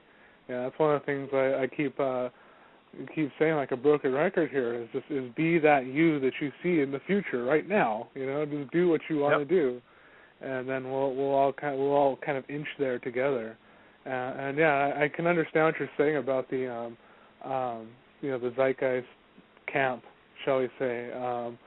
Because I mean, I can only imagine what it would be like dealing with some of the personalities one-on-one. I mean, even just seeing Alex Jones having the director on, and that was like a massive ego clash. I don't know if you've seen that. Oh my God, yeah, I saw that interview as well, and man, I was like, give the guy a break. Seriously, he's not doing anything bad, I mean, see, and that's another thing. I like some of the info Alex Jones is, putting out there, but I do not necessarily agree with the approach with how he's doing it.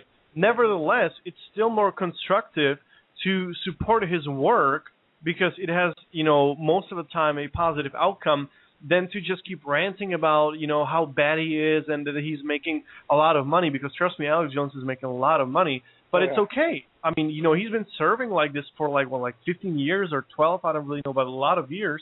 And, universe is, universe is rewarding him with abundance, So I don't see anything being really bad about that. Again, profit is not bad as long as they use it for the better good, So, listen, you will always find something bad or some dirt or whatever on anyone. You can dig up stuff on David Icke, and you don't know if it's true or not. It's internet, it's a double-edged sword.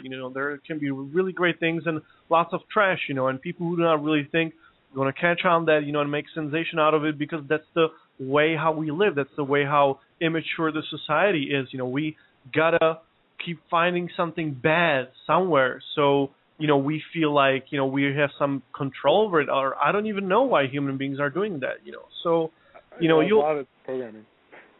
Yeah, so there'll always be something bad about anything that you look at. What we have to change is to look at the good things and utilize those. If we keep looking at the bad stuff, it's just going to keep popping up and nothing is going to change really, Yeah, definitely. And, and I think that's the thing. I think what we have to do as a whole is really kind of change our perception of bad and evil, because I think that whole judgment, like, it really gets into everything, because it's not so much that we can't just say nothing is bad, everything is good. That's what I'm talking about. It's more of like just understanding it's those scenarios, how they function in the universal flow of consciousness, and why that had to happen.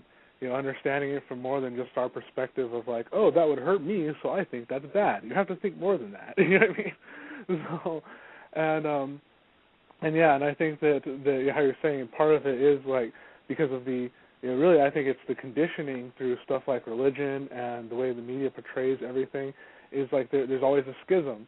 I mean, especially that's perpetuated through like, the political systems and all these other things. So people don't even realize that when they're looking at something, they're automatically trying to create a schism because of that programming.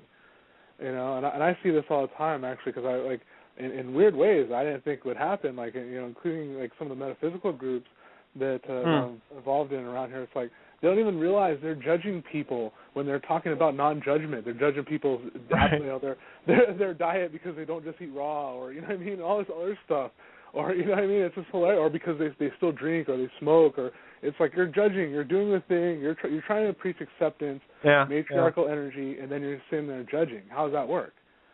Well, and I gotta say that even I do that, and I am so blessed that I have that I have so many people around me, who are supportive and who always come in brotherly love, and they point out some of those things. Like I have one guy on Facebook, and we know each other for a long time, and he's always a person who I can learn something from, even though he has not been awakened for such a long time as I. But he just has a completely transcendent perspectives and stuff like that. Like one thing I think we need to realize is that we constantly keep growing and changing, and the moment that you stop questioning your own reality, well, that's when you're starting to get backwards, because I experienced that in my own life, that I think I know enough, I know it all, and I'm in my comfort zone, with my knowledge, with my experiences, all that kind of stuff. And that's when the judging, starts to come, because you basically project a set of conditions that someone has to meet to fall into your comfort zone. And you're not allowing anything outside of it to come into that, because you're not questioning your reality, really. You're not questioning if what you believe in or what you follow is true, And so lately I've been doing a lot of that, just even the stuff that I researched 5 or 6 years ago, I'm starting to question it, and more I find that it's better to listen to your own self while comparing your insights with the insights of others, so you have objective view as well, But it all falls down to that we have to change the inside first. Stop looking at what other people are doing bad. Stop looking at what other people are doing. Look inside of yourself, change yourself, and suddenly the world around you is going to start changing. It's all about your mindset. If you have a happy mindset, you're going to have a happy life. If you have a complicated, life, it's because you're making it complicated. It's not because anybody else, we are the ultimate creators of our life, however you want to look at it, from spiritual, even material way, So it's all about self, and I just see a big change. I see that people are starting to see that, and that people want to start to come together, and that's why we're doing this project. That's why TrueBook is in here, so we can present a vehicle where people can come together, share information, inspire each other, empower each other, get educated, and, hopefully we're going to create something magnificent which our children are going to be proud of, Yeah, absolutely. And I think that, that part of that change and that what people are starting to see, as you're saying, is the responsibility of consciousness, shall I say, or responsible consciousness, where you're not blaming everything for what's happening. And I think that's part of the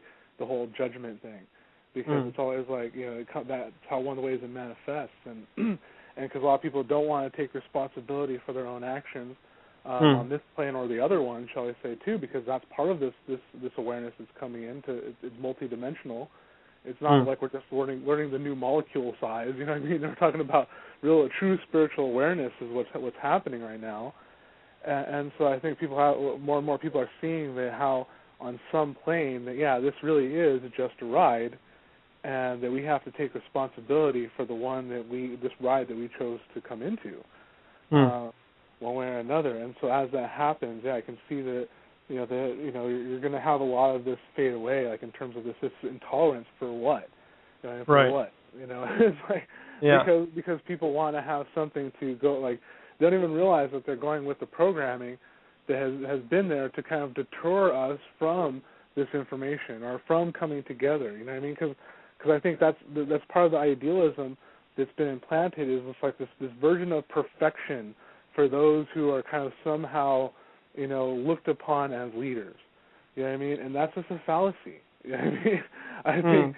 I think as someone who's in the forefront, like how you've done with TrueBook, how I'm doing now with the Universal Truth Evolution, as well as some other endeavors, it's like you just have to be willing to be vulnerable, like to say, yes, I'm going to show you the good stuff, and when I make a mistake, I know I have to be one of the first people. I have to be the first person, if possible, to say I messed up. And that's kind of what it comes down to. And I don't think everyone's willing to take that jump, and then because of that, they push that insecurity onto those in the front. You know what I mean? Because it just seems like then something has to be up with this person. Well, duh, everyone has their issues. You know what I mean? Right.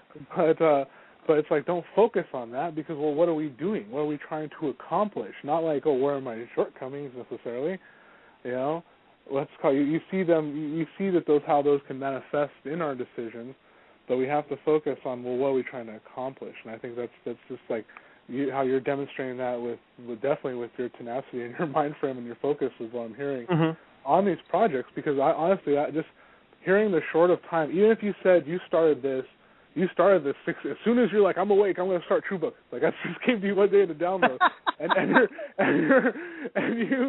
and now you're talking to me and you're saying a month or so from now we'll have a beta up. There'll be blah blah. Dude, that's even good to me. Like, understanding what it takes to get something that technically elaborate hooked together is an accomplishment. So that's why I said, like, the way the things are moving, I think it sounds like it's moving nicely, and I think that the way the way you're going about things is definitely getting them done. So, just got to keep that intention pure, and I'm sure it'll do well. No, definitely. Thanks so much for that.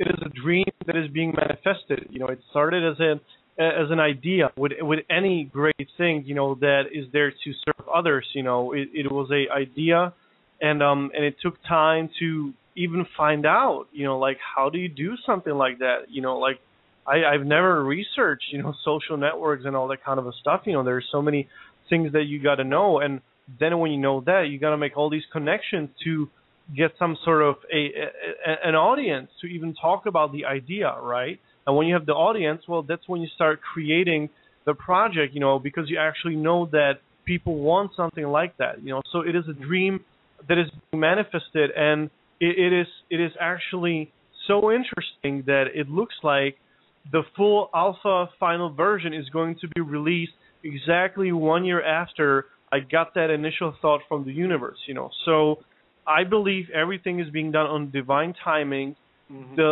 The thinking that we're in control is the biggest illusion. We're not in control. We keep playing, with the reality and stuff like that, but in the end, it's just all experiences, and to really think that you're controlling your life. I mean, you are to a certain extent. You're making choices, but again, those choices are affected by where you live, what you eat, what you see, what you do, what you hear, all that kind of stuff, So the free will comes in when you have the capability of making a choice, right? Mm-hmm. The choice may still be limited, but you're already making a choice, So I made the choice to create something which is going to connect people, and I had no idea how am I going to do it.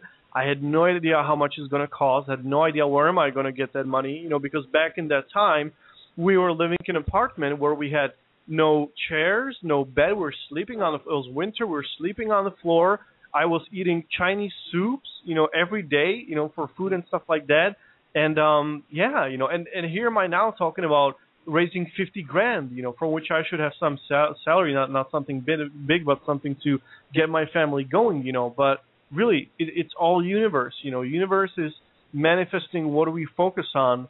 And even if you don't believe that, anyone who has been somewhat successful tells you that if you want something, you got to go and get it. It doesn't matter if you call it the law of attraction or just being responsible and stuff like that, but it works, So it's a dream unfolding, and it's about to be blossomed, and we're going to see, we're going to see what is going to be the outcome. The intention is there to create something which is going to be global, which can be, used as a real, true alternative. If that's going to happen, I don't know. I want it to happen, and I'll do my best and everything that I can to make that happen. But we'll see. Really.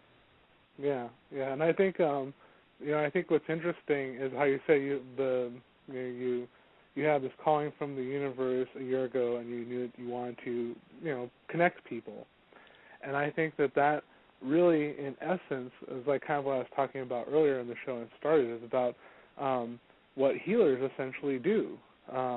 So in a sense, you can consider yourself like a cyber healer, because those what ends up happening is it's really that connection. Those connections they don't even necessarily have to be going to a physician to hand you some kind of pill, or going to an energy healer or shaman who does a ritual of another kind. It could be just being in someone's presence, and so sometimes that doesn't happen without some kind of facilitation through things like Facebook, TrueBook, just email for that matter, other things like that. So I think that just creating these connections in that sense is a healing. And it's not only just healing for the individuals, but really, this collective consciousness, because it allows for another conduit of communication and just kind of bridges all those energetic opportunities so that bandwidth of choice, like you were talking about, that we really get, kind of expands a little bit more, because now we're working on a higher plane in a sense.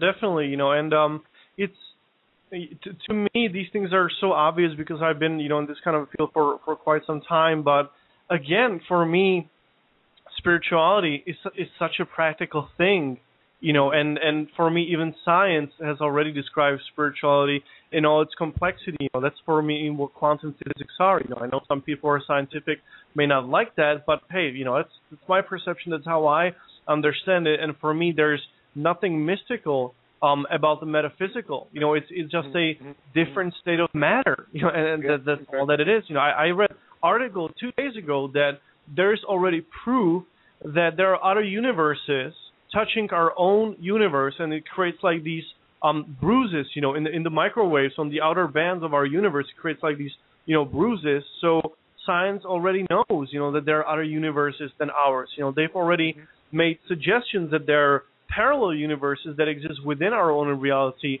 and all that kind of stuff, So to me, to me, all these things are very real. You got to learn how to integrate them into everyday life. It's not easy, but it can be done. And I believe that people who do follow that kind of stuff and understand it are going to be very pivotal individuals for bringing that more harmonious way of living on this planet. And I don't mean any, utopistic hippie stuff. I mean everyday realistic life. This planet and this society can be changed, will be changed, and is being changed. And we determine if the new world order is going to be theirs or ours. And I'm voting for my new world order, where everyone has everything that they ever could want, and we're starting to look how to integrate our position within the solar system, within the space, into the family of, I don't know how many thousands of other civilizations could be there. We really got to start looking inward and then outward.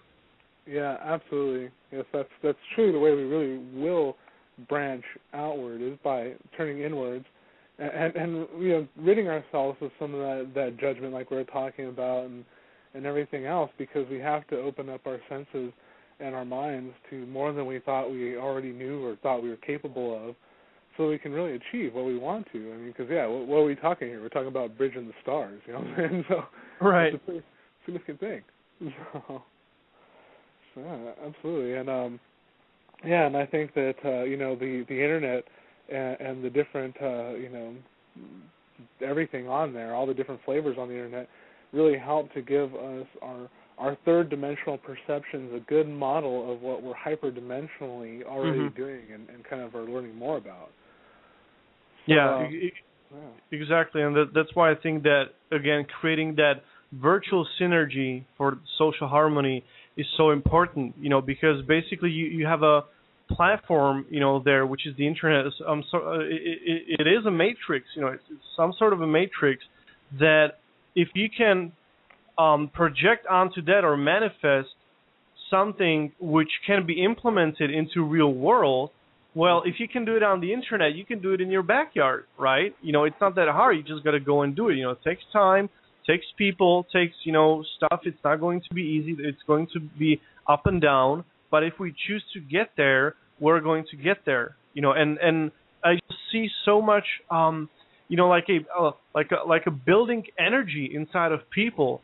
The desire to change things to something better is becoming so strong within the human race. I can almost touch it, and really, I think it's time that we embrace that energy and do something creative and positive with it. Do not hold it within yourself.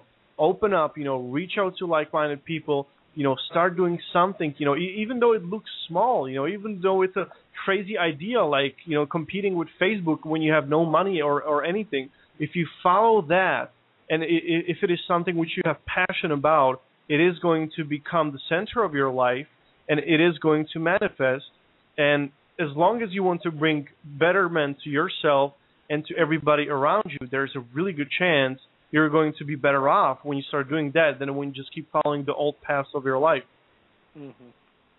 Yeah, definitely. I think, as you were saying, I think it was, a familiar story in a different context once again, which kind of shows that all of us who are kind of choosing this path, the spiritual path, are kind of going the right way. Was how you were saying. It's like you woke up, you were inspired, which actually its root is spirit, to be in spirit, and you followed it, and you got support. And you didn't know how it was going to happen. You didn't, but you just did it, and it's such a familiar story. But I think it's cool that we hear more of this and share with people that, yes, even though it's kind of like, it sounds very like just follow your heart, follow your dream, and just don't. Yeah, I'm sure that's not what you did, and I know that's not what I've been doing. But in a sense, we have, You know, because it's like you have this desire that's there that goes beyond just carnal desire. That it's somewhere very deep, and you have to follow it. And you're going to disagree with certain things if you get like, oh, how am I going to pay my bills if I do this? You know what I mean? But ultimately, it's interesting because I found even just in my own experience how things just Bio Rights and Purposes almost fall in my lap. It's like, wait. All right, my zone. So I don't know if you've been kind of experiencing that same kind of thing here and there. No, of course, and I had so many of these experiences, throughout my awakened life and even my childhood. I've always been interested in this kind of stuff, man. I knew all the planets and all the moons in our solar system before I went to school. So and I remember that I had this. How kids have their tiny boxes, they put all that kind of secret stuff in it. Well, I had a box, and in that box I had a picture of a crystal skull and an ancient alien astronaut from China, I think it was. And I remember I thought that if I focus on the skull, I can talk to that alien out there in space, and and I realized that 2 years ago that that the crystal skulls actually work like that, and I already back then I knew about ancient cultures and stuff like that, So again, I think that seed is in us always, and we just cannot let the culture, kill that seed in us. The goodness, that universal connection, and that greatness in us, which makes us the human beings. We're able to accomplish so many great things in such a vast, vast measure of love that we can achieve, if we just connect to that. And I think that that's what's happening on the planet right now, that we're going back more to the heart, which doesn't mean losing the ego. It's just going back into the balance with the heart, because we see that we got to help each other to help ourselves.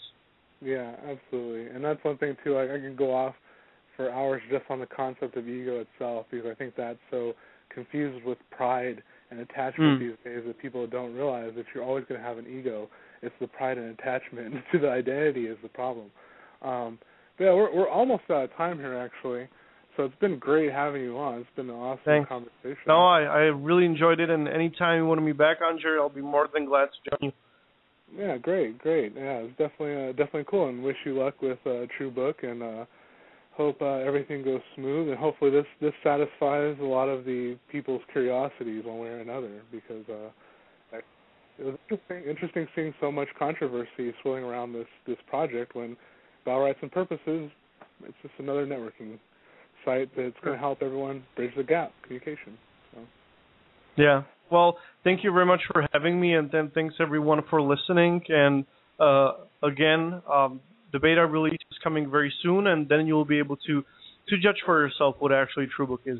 So thanks so much for all of your patience, all of your support, and we're getting there. We're getting there really soon.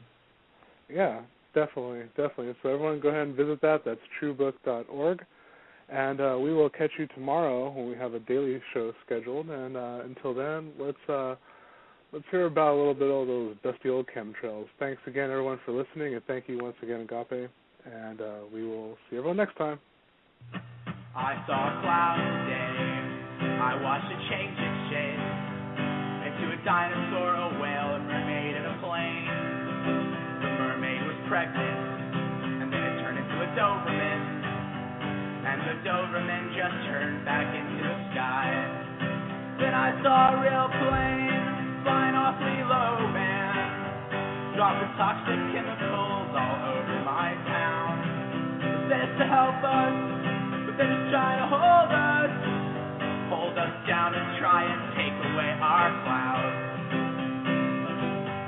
and replace them with their own crop dust in downtown, saying it saves the ozone, but they don't care about your home. They're just trying out new ways of population control.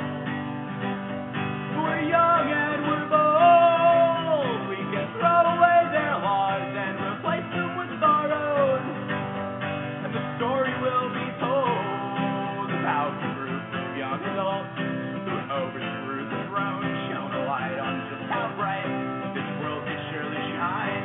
Utopia works conceptually, but even in reality, to overthrow the state, we all gotta be in the right state of mind. I saw a bird today, I watched it fly away, and in my heart I knew I had to do the same. Counts really gotten to me, the streets felt rotten to me, and I still can't stand those goddamn fucking flames. But they're only flying now, someday they'll be bombing towns. They already started a secret chemical war. They've taken all we had and still want more. The sky is saturated with rain, I swear I'm not insane. It's going to pour, it's going to pour. So don't you use no phone, because the government can bug anybody's home. So don't walk the streets alone, because they might steal you in the night without your family being told. But we're young and we're bold, and we can throw away their laws and replace them with our own. And the story will be told about the group of young adults who overthrew the throne, shone a light on just how bright this world could surely shine. Utopia works conceptually, but even in reality, to overthrow the state, we all gotta be in the right state of mind.